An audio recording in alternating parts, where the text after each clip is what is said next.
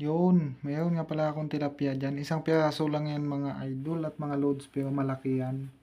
Apat na hiwa pala yan siya for today's video. Tara samahan nyo ako mga idol. Yan ang aromatics niya, sibuyas, kamatis, bawang at luya. Malinis na pala yung ating isda at saka dyan natin siya lulutuin. Yan na nga pala yung ating isda. Ginisa ko pala yung mga aromatics yan mga idol tapos nilagyan ko na din ng sabaw. Sinigang na tilapia pala yung ating menu for today's video. Ulam pala namin yan ngayong dinner yan. Balik na pala tayo dyan. Kumulo na pala yan mga idol at mga loads at mamaya maya all goods na yan. Wala yung ating niluluto. Nagdagdag lang pala ako ng sabaw dyan mga idol at mga loads.